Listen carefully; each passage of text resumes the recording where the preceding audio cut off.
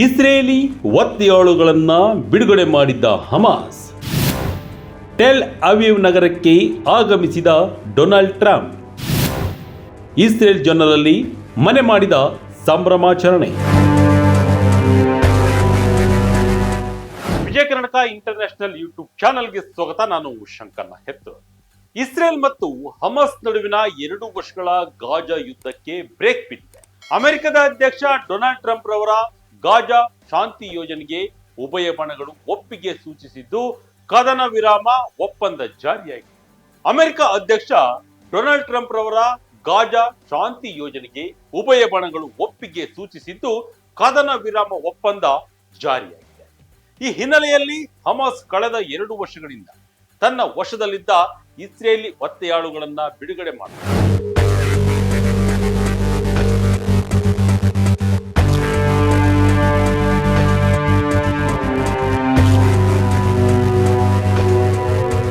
ಹೌದು, Trump Gaza ಶಾಂತಿ ಯೋಜನೆ workout ಆಗಿದೆ. 2 ವರ್ಷಗಳ ಭೀಕರ ಕದನವನ್ನ ಅಂತ್ಯಗೊಳಿಸಲು ಇಸ್ರೇಲ್ ಮತ್ತು ಹಮಾಸ್ ಒಪ್ಪಿಕೊಂಡಿದ್ದು, ಅದರ ಭಾಗವಾಗಿ ಉಭಯ ಬಣಗಳು ಯುದ್ಧ ಕೈದಿಗಳ ಬಿಡುಗಡೆ ಪ್ರಕ್ರಿಯೆಯನ್ನ ಆರಂಭಿಸಿದೆ. ಅದರ ಭಾಗವಾಗಿ ಹಮಾಸ್ ಬಿಡುಗಡೆ ಮಾಡಿರುವ ಇಸ್ರೇಲಿ ಒತ್ತೆಯಾಳುಗಳು ರಾಜಧಾನಿ ಟೆಲ್ ಅವೀವ್ ನಗರವನ್ನ ತಲುಪಿದ್ದು, ಇಸ್ರೇಲ್ನಲ್ಲಿ ಭಾರಿ ಸಂಭ್ರಮದ ಆಚರಣೆ ಮನೆ ಮಾಡಿದೆ. ಒತ್ತೆಯಾಳುಗಳನ್ನ ಸ್ವೀಕರಿಸಿದ ರೆಡ್ ಕ್ರಾಸ್. ಪ್ಯಾಲೆಸ್ಟೈನ್ ಒತ್ತೆಯಾಳುಗಳ ಬಿಡುಗಡೆಗೆ ಕ್ಷಣಗಣನೆ. ಅಂತಾರಾಷ್ಟ್ರೀಯ ರೆಡ್ ಕ್ರಾಸ್ ಸಮಿತಿಯು ಉತ್ತರ ಗಾಜಾ ಪಟ್ಟಿಯಲ್ಲಿ ಹಮಾಸ್ ಬಿಡುಗಡೆ ಮಾಡಿದ ಇಸ್ರೇಲಿ ಒತ್ತೆಯಾಳುಗಳನ್ನ ಸ್ವೀಕರಿಸುತ್ತಿದ್ದಂತೆಯೇ ಇಸ್ರೇಲ್ ಜನರು ಹರ್ಷೋದ್ಗಾರದ ಮೂಲಕ ಶಾಂತಿ ಒಪ್ಪಂದವನ್ನ ಸ್ವಾಗತಿಸಿದರು. ಈ ಐತಿಹಾಸಿಕ ಕ್ಷಣಕ್ಕೆ ಸಾಕ್ಷಿಯಾಗಲು ಅಮೆರಿಕದ ಅಧ್ಯಕ್ಷ ಡೊನಾಲ್ಡ್ ಟ್ರಂಪ್ ಟೆಲ್ ಅವೀವ್ ನಗರದಲ್ಲಿ ಹಾಜರಿದ್ದಾರೆ.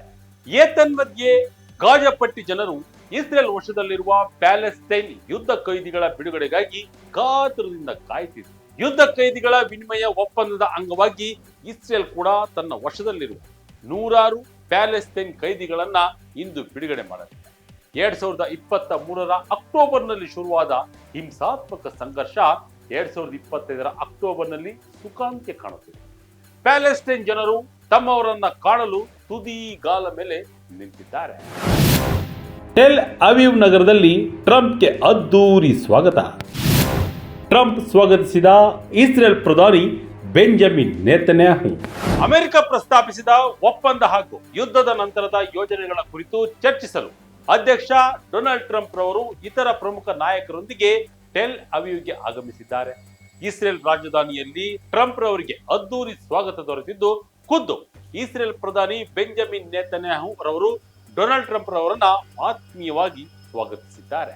ಹೌದು, ಡೊನಾಲ್ಡ್ ಟ್ರಂಪ್ ರವರು ಏರ್ಪೋರ್ಟ್ 1 ವಿಮಾನವು ಟೆಲ್ ಅವೀವ್ ನಗರಕ್ಕೆ ಬಂದಿಳಿಯುತ್ತದಂತೆಯೇ ಸಾವಿರಾರು ಸಂಖ್ಯೆಯಲ್ಲಿ ನೆರೆದಿದ್ದ ಇಸ್ರೇಲಿ ನಾಗರಿಕರು ಜೈಕಾರದ ಘೋಷಣೆಗಳನ್ನು ಕೂಗುತ್ತಾ ಅಮೆರಿಕ ಅಧ್ಯಕ್ಷರನ್ನ ಸ್ವಾಗತಿಸಿದರು. ಈ ವೇಳೆ ಟ್ರಂಪ್ ರವರನ್ನ ಆತ್ಮೀಯವಾಗಿ ಬರಮಾಡಿಕೊಂಡ ಬೆಂಜಮಿನ್ ನೇತನ್ಯಾಹು ಯುದ್ಧ ಕೈದಿಗಳ ಪರಸ್ಪರ ವಿನಿಮಯದ ಕುರಿತು ಮಾಹಿತಿ ನೀಡಿದರು. ಒತ್ತೆಯಾಳುಗಳ ಮರಳುವಿಕೆಯಿಂದಾಗಿ ಇಸ್ರೇಲ್ನಲ್ಲಿ ಒಂದು ದೀರ್ಘಕಾಲದ ನೋವಿನ ಅಧ್ಯಾಯವೊಂದು ಕೊನೆಯಂತಾಗಿದೆ. ಡೊನಾಲ್ಡ್ ಟ್ರಂಪ್ಗೆ ಇಸ್ರೇಲಿ ಜನರ ಜೈಕಾರ. ಮದುವಣಗಿತ್ತಿಯಂತೆ ಶೃಂಗಾರಗೊಂಡ ಟೆಲ್ ಅವೀವ್. ಸದ್ಯ ಹಮಾಸ್ ಬಿಡುಗಡೆ ಮಾಡಿರುವ ಇಸ್ರೇಲಿ ಒತ್ತೆಯಾಳುಗಳನ್ನ 2023ರ ಅಕ್ಟೋಬರ್ ದಾಳಿಯಲ್ಲಿ ಬಂಧಿಸಲಾಗಿತ್ತು. ಅಂದಿನಿಂದ ಹಮಾಸ್ನ ಕ್ರೂರ ಶಿಕ್ಷೆಗೆ ಗುರಿಯಾಗಿದ್ದ ಈ ಒತ್ತೆಯಾಳುಗಳು ಜೀವನ್ಮರಣದ ಹೋರಾಟ ನಡೆಸಿ ತಮ್ಮವರ ಬಿಡುಗಡೆಗಾಗಿ ನಿರಂತರವಾಗಿ ಮನವಿ ಮಾಡುತ್ತಿದ್ದ ಇಸ್ರೇಲಿ ನಾಗರಿಕರು ಈಗ ತಮ್ಮ ಬಂಧು ಬಾಂಧವರು ಬಿಡುಗಡೆಗೊಂಡು ಇಸ್ರೇಲ್ ನೆಲಕ್ಕೆ ಕಾಲಿಡುತ್ತಿರುವುದನ್ನ ನೋಡಿ ಆನಂದ ಬಾಷ್ಪ ಹರಿಸುತ್ತಿದ್ದಾರೆ. ಅದೇ ರೀತಿ ಗಾಜಾ ಪಟ್ಟಿಯ ಜನತೆ ಕೂಡ ಇಸ್ರೇಲ್ ವಶದಲ್ಲಿದ್ದ ತಮ್ಮವರ ಆಗಮನಕ್ಕೆ ಕಾಯ್ತಾ ಇದ್ದಾರೆ. ಯುದ್ಧ ಕೈದಿಗಳ ವಿನಿಮಯ ಪ್ರಕ್ರಿಯೆ ಇಸ್ರೇಲ್ ಮತ್ತು ಪ್ಯಾಲೆಸ್ಟೈನ್ ನಡುವಿನ ದ್ವೇಷಮಯ ವಾತಾವರಣವನ್ನ ಕಡಿಮೆ ಮಾಡುವಲ್ಲಿ ಭಾರೀ ಮಹತ್ವದ ಪಾತ್ರ ನಿರ್ವಹಿಸಿದೆ. 2 ಕಡೆ ಸಂಭ್ರಮಾಚರಣೆ ಮನೆ ಮಾಡಿದ್ದು, ಮರೆಯಾಗಿದ್ದ ಮಾನವೀಯತೆ ಅಂತಿಮವಾಗಿ ಜಯ ಸಾಧಿಸಿದೆ.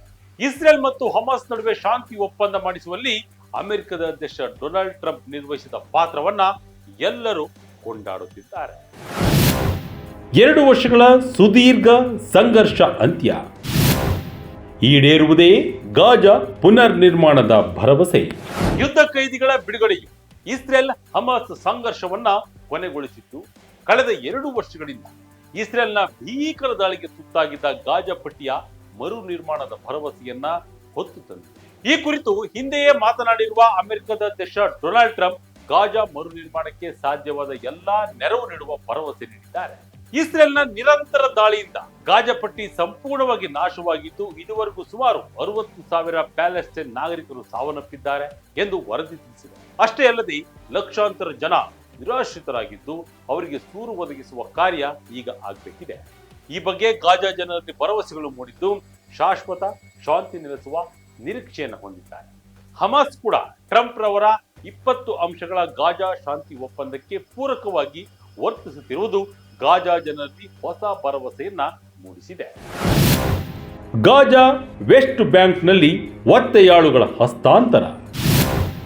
ಗಾಜಾ ಶಾಂತಿ ಯೋಜನೆ ಯಶಸ್ಸಿನ ಗುಂಗಿನಲ್ಲಿ ಟ್ರಂಪ್. ಇಸ್ರೇಲ್ ಮತ್ತು ಹಮಾಸ್ ತಮ್ಮ ವಶದಲ್ಲಿರುವ ಜೀವಂತ ಒತ್ತೆಯಾಳುಗಳನ್ನ ಅಂತಾರಾಷ್ಟ್ರೀಯ ರೆಡ್ ಕ್ರಾಸ್ ಸಮಿತಿಗೆ ಹಸ್ತಾಂತರಿಸಲಾಗಿದೆ. ಇಸ್ರೇಲಿ ಮಿಲಿಟರಿ ಕೂಡ ಇದರಲ್ಲಿ ಮಹತ್ವದ ಪಾತ್ರ ನಿರ್ವಹಿಸುತ್ತಿದೆ.